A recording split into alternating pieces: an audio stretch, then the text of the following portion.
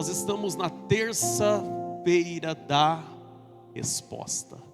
Terça-feira da resposta. Quem está vindo desde a primeira terça da resposta? Eu quero hoje, já foi feita a apresentação, mas eu quero conhecer você que está aqui pela primeira vez. Quem está aqui desse lado pela primeira vez aqui na ICV? Sejam muito bem-vindos, muito bem-vindas. É uma alegria ter vocês aqui. Desse lado aqui, quem está aqui pela primeira vez, Deus abençoe vocês. Que bênção tê-los conosco, em nome de Jesus. Por gentileza, Salmo 40. Salmo de número 40. Abre o seu coração. Esse é o momento da palavra. E eu prometo que eu não vou me estender. Hoje nós iremos clamar. Clamar a esse Deus Todo-Poderoso. Esse Deus que no Evangelho de Lucas, capítulo 1, verso 37, está escrito que para Ele nada é impossível. Para o nosso Deus nada é impossível. Olha para essa pessoa que está próxima a você e diga: para o nosso Deus nada é impossível. Vocês estão me ouvindo bem? Dá um glória a Deus aí quem está me ouvindo bem. Então fala mais forte para a pessoa que está próxima a você. Fala: para o nosso Deus nada é impossível. Isso. Coloca a vida.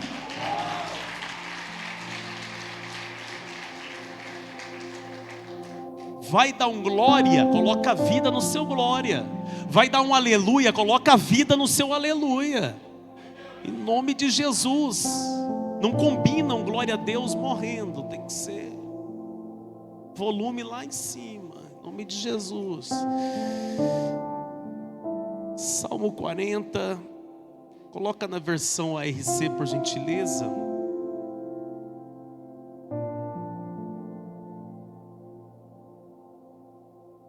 Nós temos um testemunho aqui. O Salmo 40 é o testemunho de Davi. É o testemunho de... E ele começou narrando o testemunho dele, a experiência que ele teve com Deus, dizendo: esperei com paciência no Senhor, e Ele se inclinou para mim e ouviu o meu clamor. E ouviu o meu. Verso 2. Obrigado. Tirou-me de um lago horrível, de um charco de lodo, pôs os meus pés sobre uma rocha, firmou os meus passos, e pôs um novo cântico na minha boca, um hino ao nosso Deus. Muitos o verão e temerão e confiarão no Senhor. E confiarão no... Bem-aventurado o homem que põe no Senhor a sua confiança e que não respeita os soberbos, nem os que se desviam para a mentira. Muitas são, Senhor meu Deus, as maravilhas que tem operado para conosco. Os teus pensamentos não se podem contar diante de ti. Eu quisera anunciá-los e manifestá-los, mas são mais do que se podem contar. Sacrifício e oferta não quisestes, os meus ouvidos abristes, holocaustos e expiação pelo pecado não reclamastes. Então disse: eis aqui venho. No rolo do teu livro está escrito de mim: deleito-me em fazer a tua vontade, ó Deus meu. Sim, a tua lei está dentro do meu coração. Preguei a justiça na grande congregação. Eis que não retive os meus lábios, Senhor, tu o sabes. Não escondi a tua justiça dentro do meu coração, apregoei a tua fidelidade, a tua salvação. Não escondi da grande congregação a tua benignidade e a tua verdade. Não detenhas para comigo, Senhor, as tuas misericórdias. Guardem-me continuamente a tua benignidade e a tua verdade. Porque males sem número me têm rodeado. As minhas iniquidades me prenderam, de modo que não posso olhar para cima. São mais numerosas do que os cabelos da minha cabeça, pelo que desfalece o meu coração. Digna-te, Senhor. Livrar-me, Senhor, apressa-te em meu auxílio. Sejam a uma confundidos e envergonhados que buscam a minha vida para destruí-la. Tornem atrás e confunde-se os que querem meu mal. Confundidos sejam em troca da sua afronta os que me dizem ha, ha. Os que dizem folguem e alegrem-se em ti os que te buscam. Digam constantemente os que amam a tua salvação: engrandecido seja o Senhor. Engrandecido seja o... Por que eu li até aqui? Agora presta atenção nesse verso 16 aí.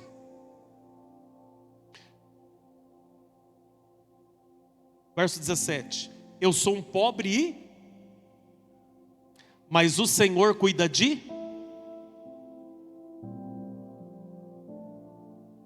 Eu sou um pobre e necessitado, mas o Senhor cuida de... Tu és o meu auxílio, o meu libertador. Não te detenhas, ó meu Deus. E você diz amém. Em poucos minutos eu quero ministrar uma palavra profética para o seu coração com o seguinte tema: do poço para a rocha. Do poço, o Deus que muda estação. Eu quero profetizar que Deus vai mudar estações aqui. Eu não sei qual é a estação que você se encontra, mas hoje nós estamos diante de um Deus que muda estações. O salmista aqui, Davi,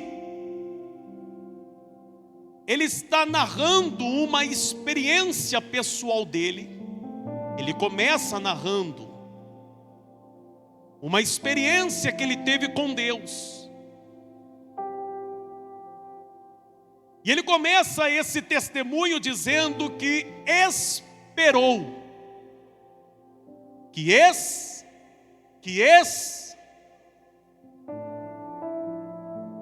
foi uma espera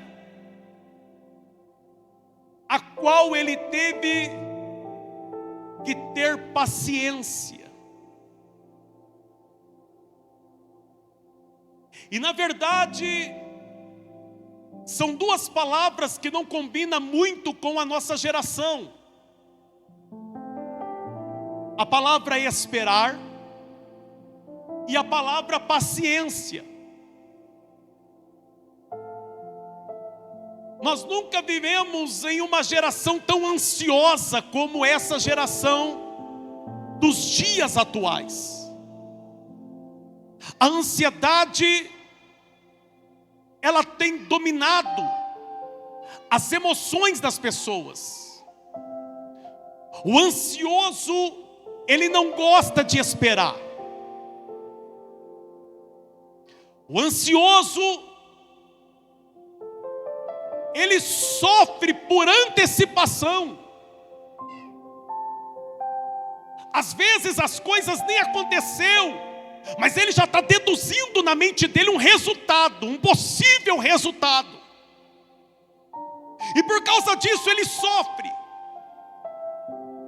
Então esperar para quem é ansioso é uma tortura.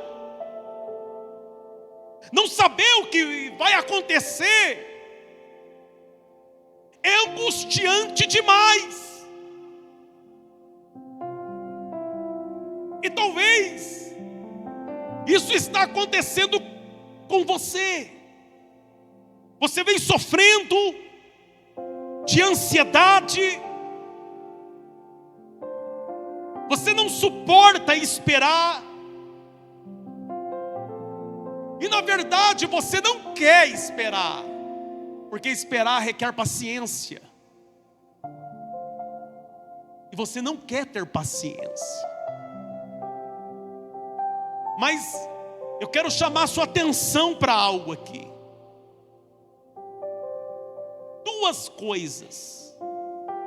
A primeira, o salmista, ele não disse que ele reclamou com o Senhor. O salmista está dizendo que ele esperou no Senhor. Ele não disse que questionou com Deus, ele disse que esperou em Deus. Então presta atenção. O detalhe aqui, e a segunda coisa importante, é que ele esperou. E eu te pergunto, ele esperou em quem? Ele esperou do Senhor. Ele esperou em Deus. Olha para essa pessoa que está próxima a você, só para que ele guarde isso no coração. Diga assim: ele esperou em Deus.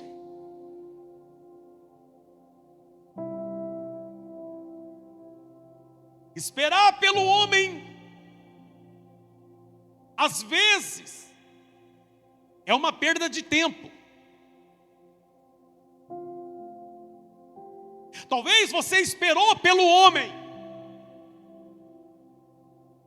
Você esperou nas promessas do homem. E o resultado foi decepção, frustração.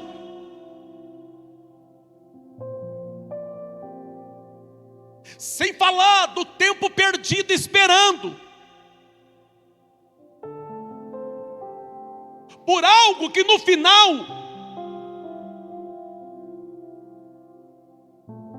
não trouxe aquilo que você esperava.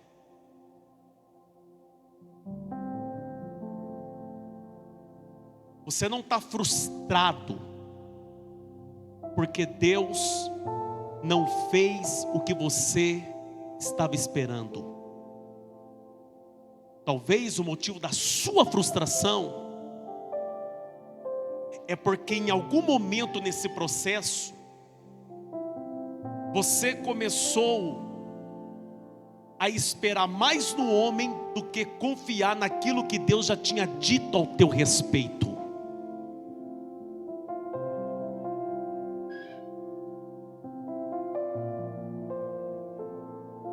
Quantas pessoas que está esperando no homem? O salmista, ele esperou em Deus. E esperar em Deus não é perda de tempo. Esperar em Deus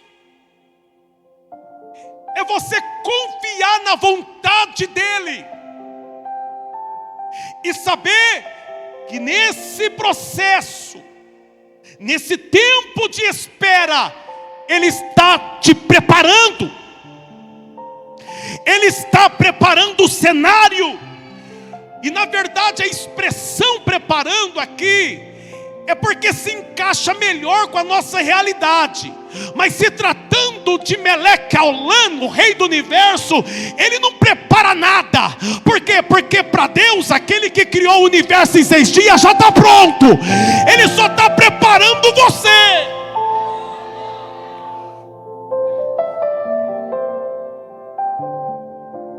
Porque eu não estou falando de um ser criado, eu estou falando de um ser que é criador,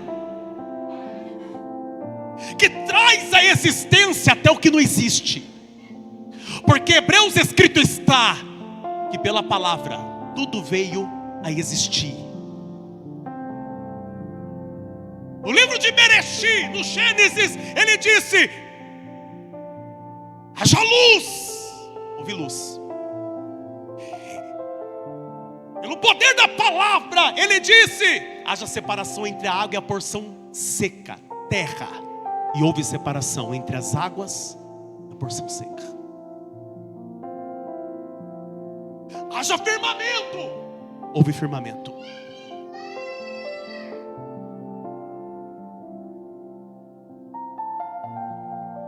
Eu estou falando de um Deus que tem todo o poder. É por isso que eu vou repetir o que eu disse alguns minutos atrás: esperar nele não é perda de tempo. Porque ele sempre vai fazer o melhor. Presta atenção. O que é angustiante é o silêncio da espera. E talvez você está sofrendo com o silêncio da espera.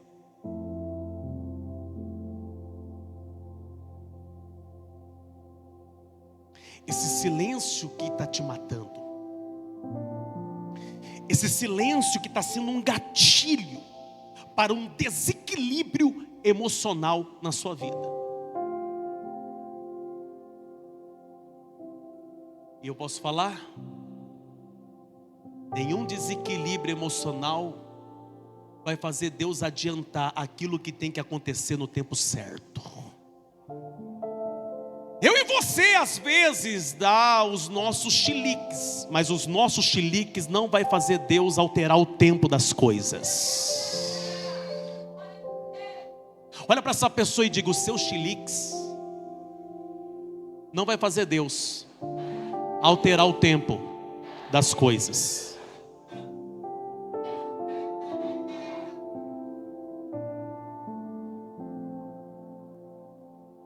Então presta atenção. Você precisa entender que o tempo, ele já foi determinado. Só que muitas das vezes não nos é revelado. E aí eu olho para a história de Abraão.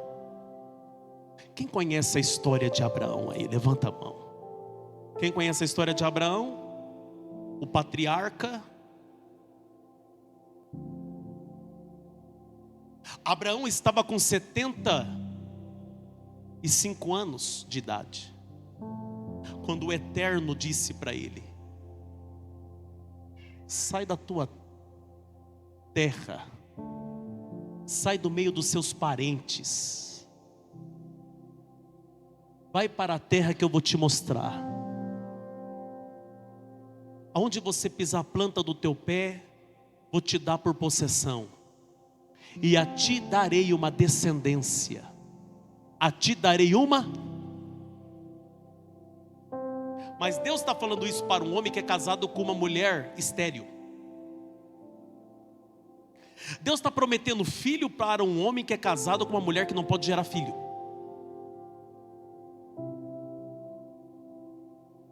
Ele espera nessa promessa. Só que foi um processo de 25 anos. Quanto tempo? No meio do processo,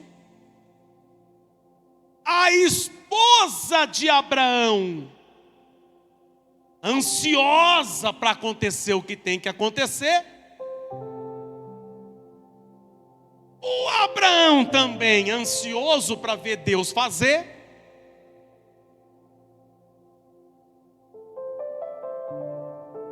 adianta as coisas. O que ele fez? Deitou com Agar, a egípcia Agar, escrava da casa dele, para começar essa tal descendência. Eu não sei o que foi pior, ele fazer isso ou ele depois querer falar com Deus dizendo: Senhor, agora cumpre na vida desse aqui. Cumpre na vida de Ismael, Senhor. Mas Ismael não tem nada a ver com a promessa que Deus fez.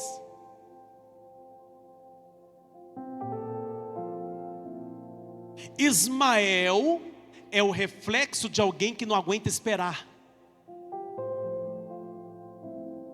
Então ele precisa dar o jeito dele.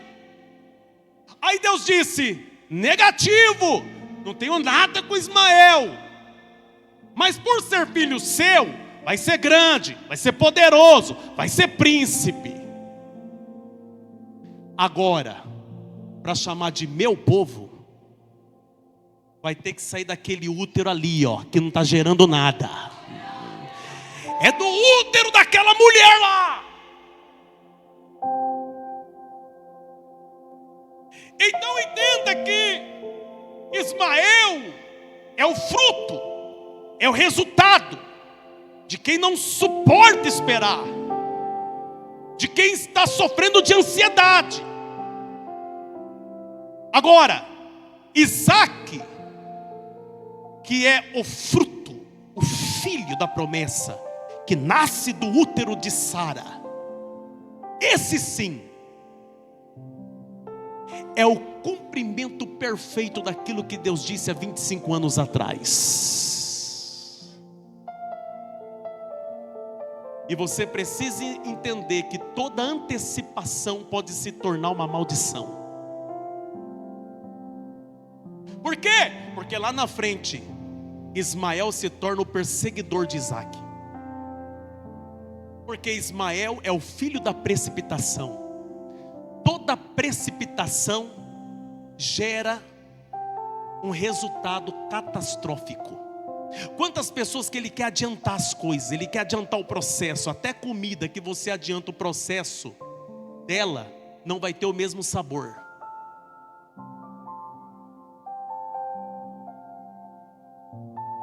Quem está entendendo isso aqui?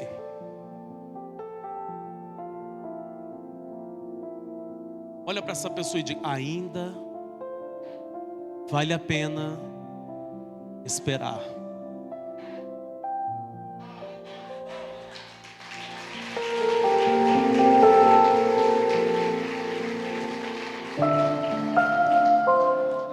Pessoas envelhecem, promessa de Deus nunca vai envelhecer.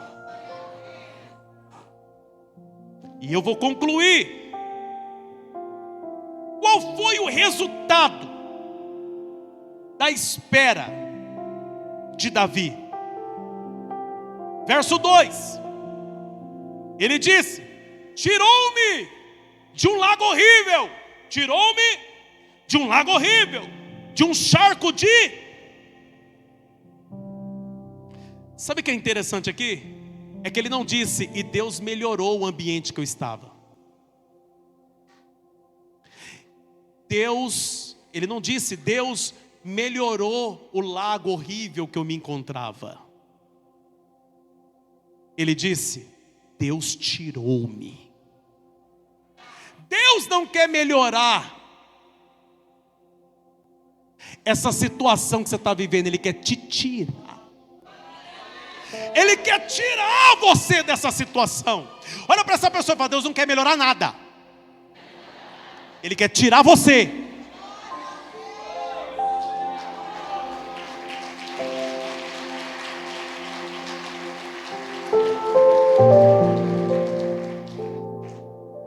Eu vejo Deus tirando pessoas do lago horrível aqui hoje.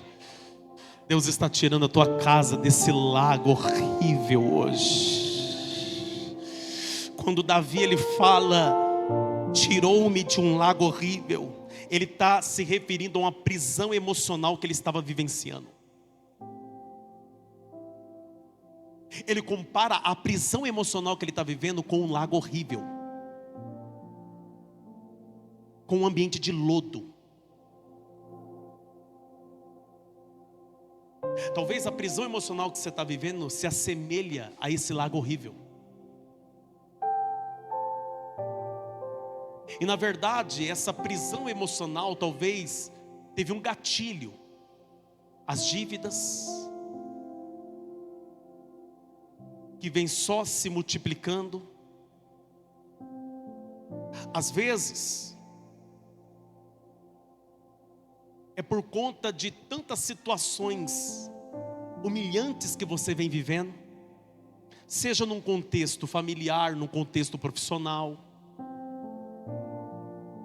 Talvez essa prisão emocional, ela teve um gatilho, o pecado. O pecado te colocou nessa prisão emocional. E é interessante, porque o pecado te prometeu 1000 maravilhas.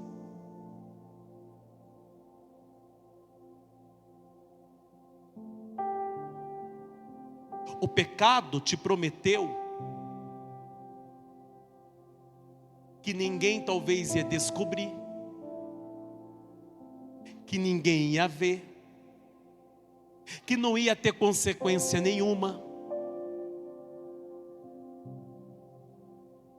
E hoje, as consequências do pecado são tão grandes na sua vida, que acabou se tornando uma prisão espiritual e emocional. Por quê? Porque foi a brecha que o diabo precisava para aprisionar tua alma. E pecado combina com um ambiente de lodo, com um lago horrível. Talvez você está atolado até o pescoço desse lago. Você está em uma situação, filho, que você já não tem mais força de sair desse lago. Você já não tem mais força para se colocar fora deste lugar. Quantas pessoas que estão aprisionados. E há um detalhe: esse é o tipo de prisão que só Deus pode tirar o homem. Eu vou repetir, esse é o tipo de prisão que só Deus,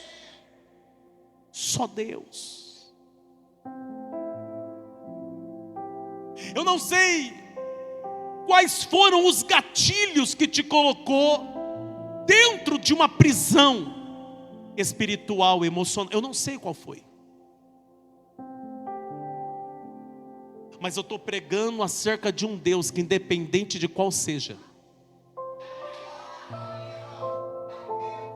quando Ele estender as mãos dEle, não vai ter lamaçal, não vai ter lago horrível, não vai ter lodo, não vai.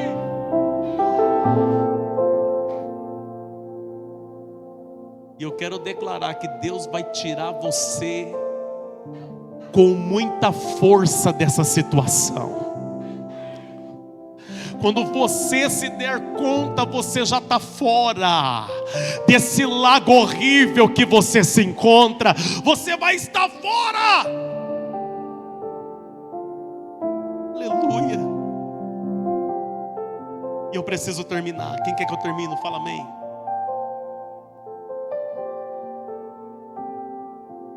Quem quer que eu continue? Fala glória.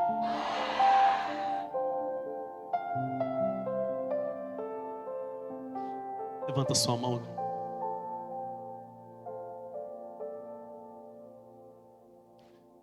Imagina Deus tirando você agora dessa situação, filha. Imagina Deus tirando você agora dessa situação, filho, que você se encontra.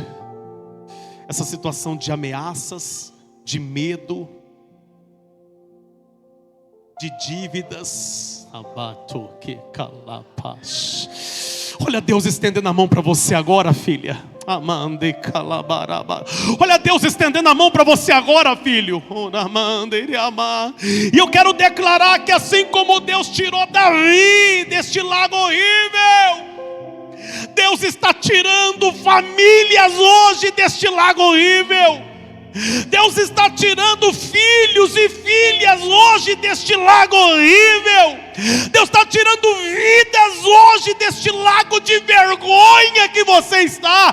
Deus está tirando hoje. Talvez você chegou aqui com o seu ministério pessoal paralisado, mas olha Deus estendendo a mão e tirando você hoje desta paralisia.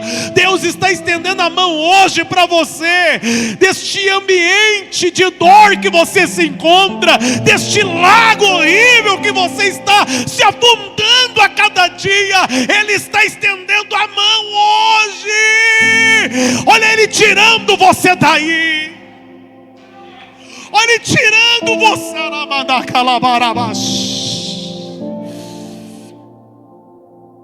Aleluia. E o interessante é que Deus não tira ele de um ambiente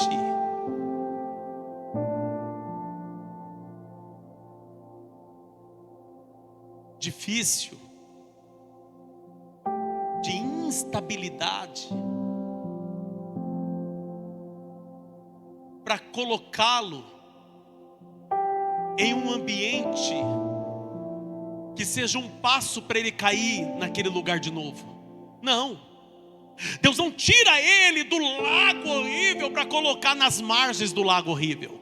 Não, o texto diz: colocou os meus pés sobre uma.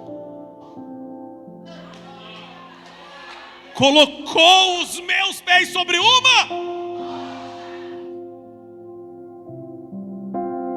É Deus dizendo: eu não quero ver você mais afundando. Eu não quero ver você mais atolado. Não, eu não quero mais ver você.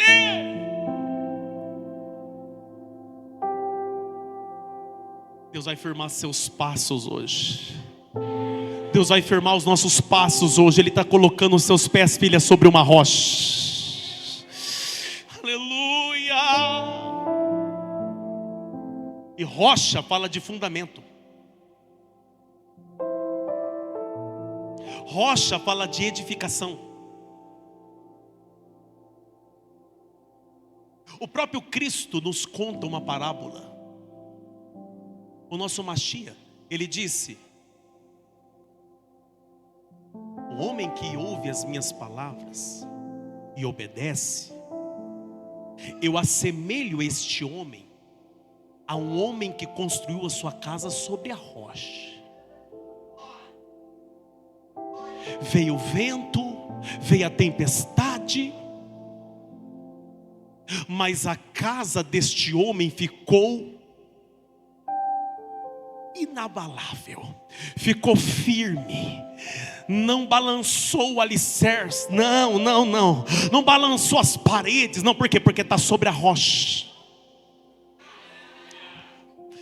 Agora, o homem que ouve as minhas palavras e não as pratica, eu assemelho este homem a um homem que construiu a sua casa sobre a areia. Veio o vento, a tempestade,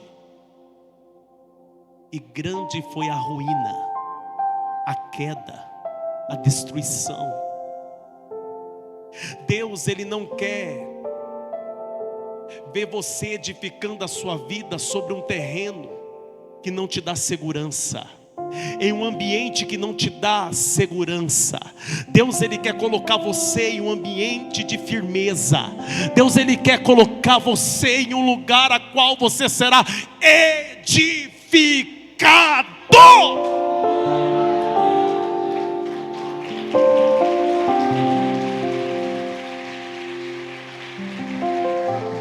Por quê? Porque rocha fala de segurança, de estrutura, fala de uma base sólida. Sabe por que esse casamento seu é um vai e vem? Porque não está na rocha.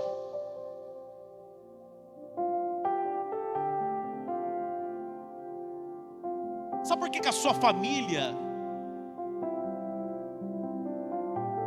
ela nunca está bem? Eu não estou dizendo que famílias não têm problema. Uma coisa é essa família ter problema na areia, outra coisa é essa família ter problema na rocha. Tempestade vem para ambas as casas.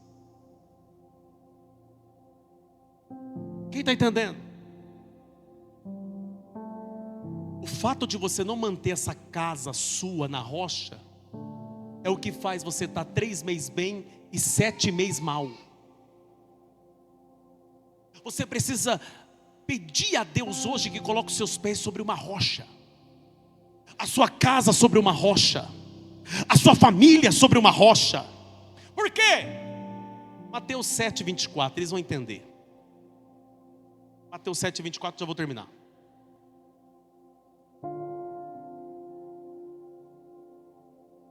Todo aquele, pois, que escuta as minhas palavras e as pratica, semelhante a um homem prudente que edificou a sua casa sobre a rocha. 25. Desceu a chuva, correram os rios, assopraram os ventos, combateu aquela casa, ela não caiu. Ela não? Ela não? Olha para essa pessoa e fala: sua casa não vai cair. Verso 26. E aquele que ouve estas minhas palavras e não as cumpre, comparou-lhe a um homem que é insensato, edificou a sua casa sobre a areia. Desceu a chuva, correu os rios, assoprou os ventos, combateu aquela casa, ela caiu. Ela fala: mas a sua casa não vai cair. Foi grande a sua queda. E aconteceu que, concluindo Jesus esse discurso, a multidão se admirou da sua doutrina. Por que Jesus contou essa parábola? Porque Jesus é a rocha. Ele está falando sobre você edificar a vida sobre Ele. Você está nele. Porque quando você está nele, os seus pés espiritual está sobre uma rocha.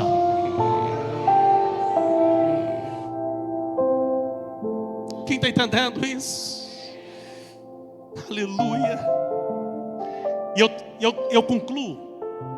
Eu vou concluir agora no verso 3. Eu vou concluir no verso 3 do Salmo 40. Quando Deus tira ele do lago horrível, quando Deus coloca ele sobre uma rocha, é o momento de Deus mudar a estação. Deus mudar a... Pastor, onde o senhor viu que Deus mudou a estação? Aqui, ó, no texto.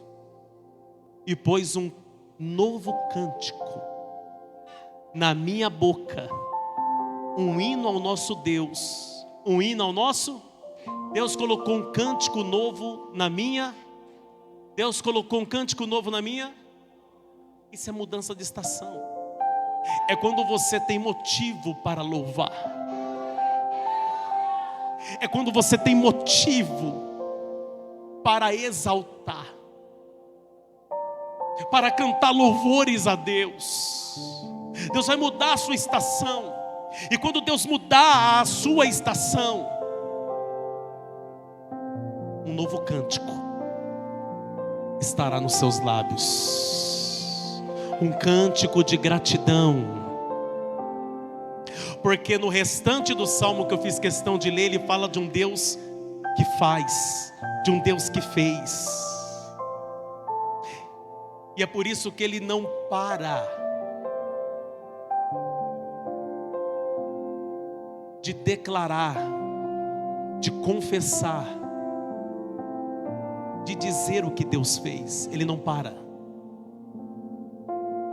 Deixa eu te falar, vai ter muita gente que mesmo já ouvindo o seu testemunho, vai ter que ouvir de novo, e de novo, e de novo, e de novo. Está repetitivo, mas é minha história. Está repetitivo, mas é o meu milagre. Está repetitivo, mas eu vou continuar contando. Eu vou continuar falando. O testemunho de um casamento restaurado, o testemunho de uma família restaurada, o testemunho de uma cura, de um milagre, o testemunho.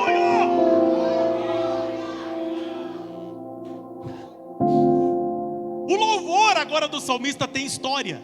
Que maravilhoso isso, né? Um louvor que tem o louvor que tem uma. Esse é o momento, e eu fecho. Esse é o momento em que a dor vira testemunho. Eu quero profetizar que as suas dores, eu estou profetizando que as suas dores vai virar testemunho. As suas dores vai ser transformado em testemunho.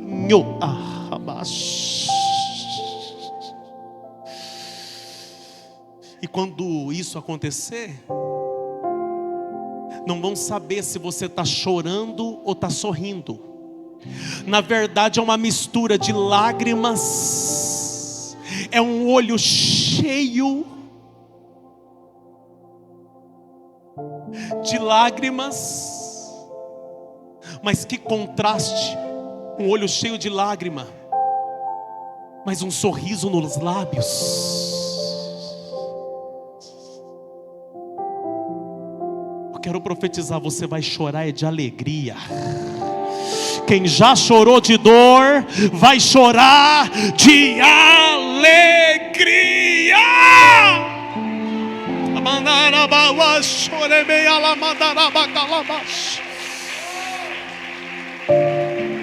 Ele disse: muitos ouvirão e saberão. Ou seja,